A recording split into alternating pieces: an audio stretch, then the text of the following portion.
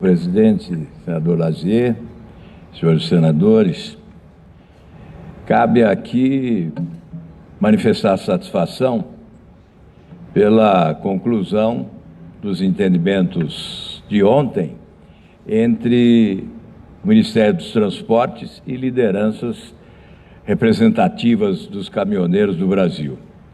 Desta tribuna, manifestamos o nosso desejo de que este entendimento ocorresse para evitar eventual paralisação anunciada por alguns que certamente poderia sacrificar os caminhoneiros, a população e o próprio desenvolvimento econômico do país, já que os prejuízos são inevitáveis nestas ocasiões. E hoje protocolamos um pedido de informações com base na Lei de Acesso à Informação ao Governo, com as indagações que fizemos ontem desta tribuna sobre a política de preços praticada pela Petrobras. Nós não conhecemos oficialmente o custo da produção dos combustíveis do nosso país. Enfim, foram várias indagações que aguardaremos a resposta prontamente por parte do governo. Destaco também a iniciativa do senador Cajuru de convocar uma audiência pública para debater esse tema. Mas aproveito hoje, senhor presidente, Jean Paul, agora presidindo esta sessão, para trazer esclarecimentos sobre os fatos que justificaram uma entrevista que concedi ao UOL, da Folha de São Paulo, por telefone, no último final de semana, e que proporcionou boa repercussão, exatamente em função da polêmica. Polêmica que gerou a manchete. É evidente que o jornalista sabiamente procura sempre a manchete que possa provocar, que seja instigante e que possa atrair leitores. Mas a manchete nem sempre pode ser explicativa. Então há necessidade de fazer a leitura completa da entrevista para entender os objetivos propugnados. Nós estamos preocupados, dispostos a colaborar com o governo desde o início desta nova gestão. Nosso partido adotou essa postura de independência exatamente em função do desejo de contribuir para que o país mude para melhor, mas temos que alertar quando percebemos que há, em determinados setores, uma omissão que pode comprometer os resultados de futuro. Nós estamos preocupados com o aprofundamento da crise fiscal. O déficit público, que alcança este ano 139 bilhões de reais. O déficit nominal alcança, neste ano, 517 bilhões de reais. O déficit nominal é a soma do déficit primário com os juros da dívida pública que são pagos pelo governo. Isto significa dizer o seguinte: se o governo alcançar a economia que pretende com a reforma da Previdência, a economia propalada é de pouco mais de 1 trilhão de reais, essa economia de 10 anos desaparecerá em apenas 2 anos do déficit nominal. A situação, portanto, continua gravíssima. Eu tenho dito que nem mesmo ali na Avenida Paulista, onde se concentra boa parte do PIB brasileiro representado, se tem talvez a real dimensão da gravidade da crise que o país vive em razão de um déficit acumulado que foi impulsionado por uma dívida pública que cresceu de forma avassaladora. O que alertei nessa entrevista é que o presidente da República, se não adotar as providências urgentes, necessárias para conter o aprofundamento do déficit público, corre o risco, sim, de ser alcançado pelas sanções da regra de ouro. E a sanção da regra de ouro é o impeachment do presidente. Nós discutimos isso em governos anteriores. No governo Temer, houve sim um drible na regra de ouro, quando o presidente utilizou-se de recursos do fundo de telecomunicações para tapar alguns buracos abertos nas contas públicas.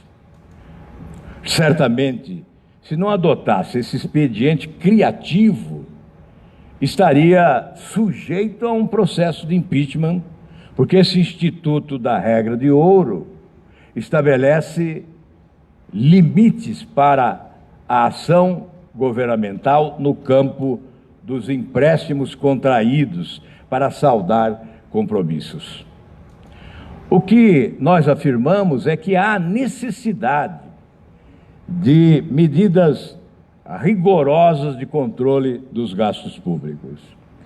Nós sugerimos desde há bom tempo que se adotasse aqui o que Angela Merkel adotou na Alemanha, quando em 2008, diante de uma crise brutal que se abateu sobre o país, ela afirmara: se tivesse ouvido uma dona de casa do interior da Alemanha, não teriam levado o país a esta situação de crise, porque a dona de casa ensinaria que não se gasta além do que se tem, porque a curto ou médio prazo isso será razão de um verdadeiro colapso.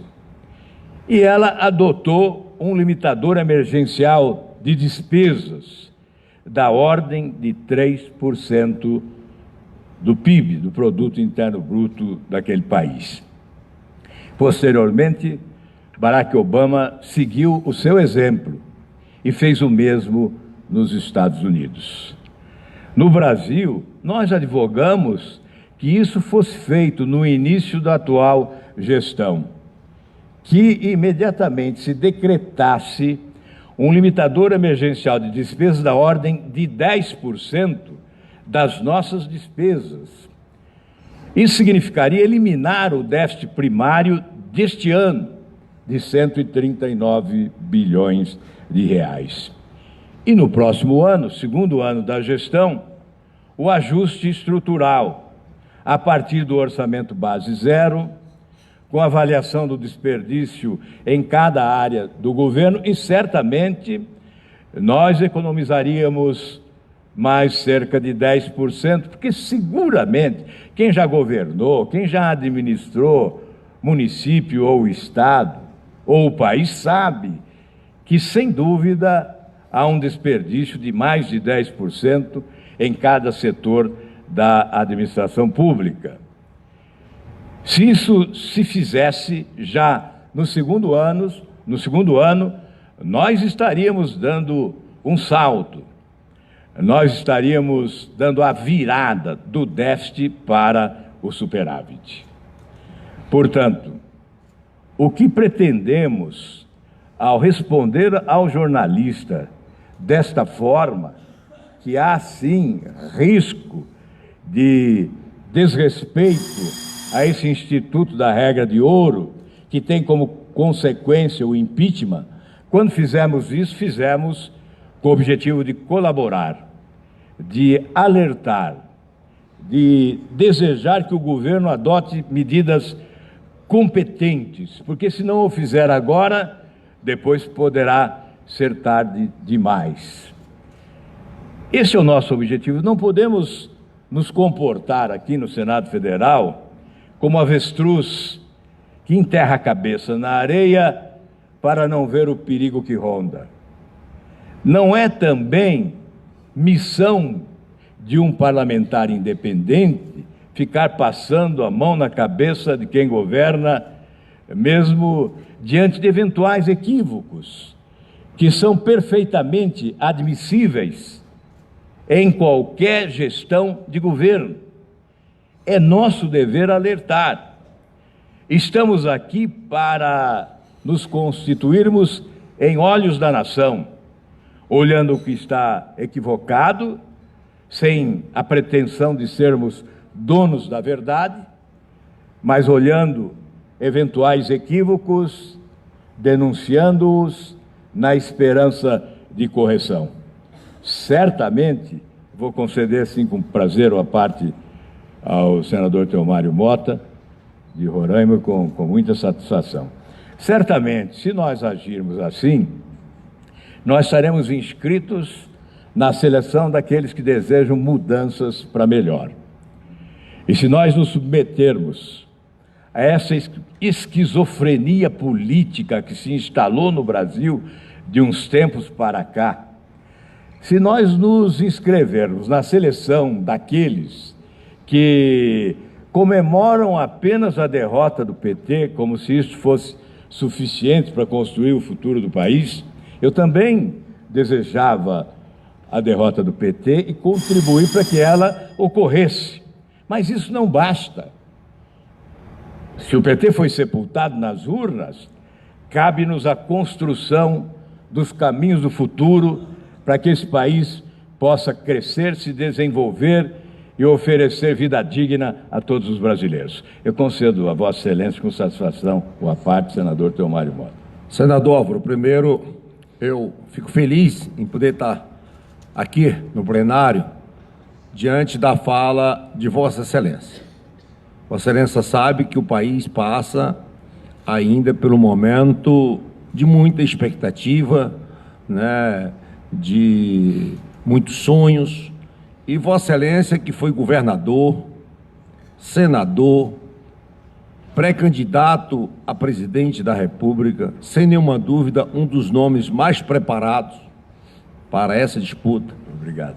Mas a gente respeita as urnas têm, às vezes, um recado que a gente não consegue entender. E Vossa Excelência está mostrando a grandeza, o amor pelo país, né? Vossa Excelência está subindo essa tribuna e Vossa Excelência está chamando a atenção para um governo a olhar no seu entorno e observar qual o norte que ele quer dar realmente à nossa nação. Vossa Excelência se coloca como estadista. Eu fico honrado em fazer parte dessa legislatura na qual Vossa Excelência também faz parte, e vocês estão na altura realmente de subir a essa tribuna e passar o recado que Vossa Excelência está passando, com muita responsabilidade, né, com muita consciência e, sobretudo, com muito amor ao nosso país. É uma postura republicana e que tem toda a minha admiração e o meu aplauso. Eu espero que o governo tenha ouvido para as suas vozes, que elas são fundamentais para o governo acertar o seu rumo e o seu norte. Parabenizar a Vossa Excelência. Muito obrigado, senador Theomário Mota. Também o admiro pela sua coragem, pela sua bravura, pelo seu destemor na defesa do seu estado de Roraima. E é bom a gente lembrar, nesta hora, Santo Agostinho, que dizia: prefiro aqueles que me criticam porque me corrigem, àqueles que me bajulam porque me corrompem. Eu creio que isso é fundamental.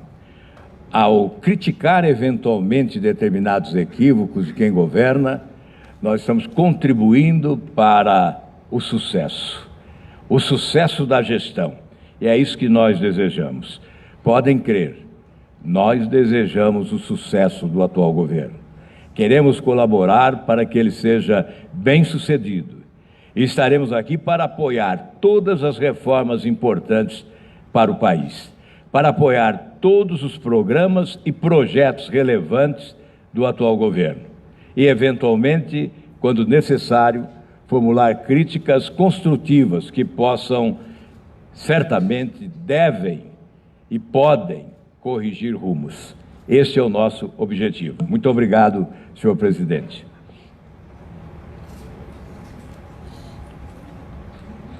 Obrigado, senador.